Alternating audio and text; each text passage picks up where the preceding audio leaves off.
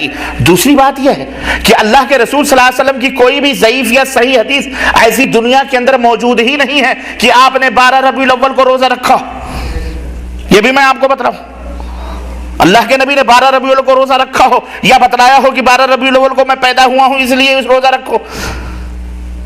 आपने कभी नहीं 63 बरस की जिंदगी में 23 साल जिंदगी मक्के की, 10 साल जिंदगी मदीने की, आप सल्लल्लाहु अलैहि वसल्लम 63 दफा 12 रबीउल अव्वल आई तारीख आई है, लेकिन आप सल्लल्लाहु अलैहि वसल्लम ने कभी रोजा, कभी कोई जश्न, कभी कोई नियाज, कभी कोई फातिहा, कभी कोई कुरान खानी, कभी कुछ कभी कुछ भी नहीं किया। और तो और ले लो, दुनिया में अंबिया और रसूल के बाद जो सबसे बड़ा मकाम इस कायनात में किसी को हासिल है, तो आप बता सकते हैं वो कौन सी हस्ती है?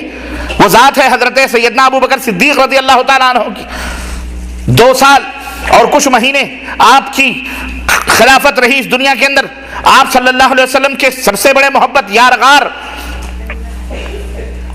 जिनके बारे में अल्लाह के नबी ने बतलाया कि अगर उमर की सारी इबादतें तराजू के एक पल्ले पर रख दी जाएं और अबू बकर की सिर्फ वो रात जो गारे सौर में अबू बकर ने गुजारी हैं वो रातें वो एक पल्ले पर रख दी जाएं, फिर भी उमर की इबादतें कब हो जाएंगी अबू बकर की इबादतों के मुकाबले में? वो अबू बकर सिद्दीक, उसके जमाने में खुद 12 वफात आ रहे हैं, उसके जमाने में खुद 12 रबीउल अव्वल की तारीख आई होगी कि नहीं आई होगी?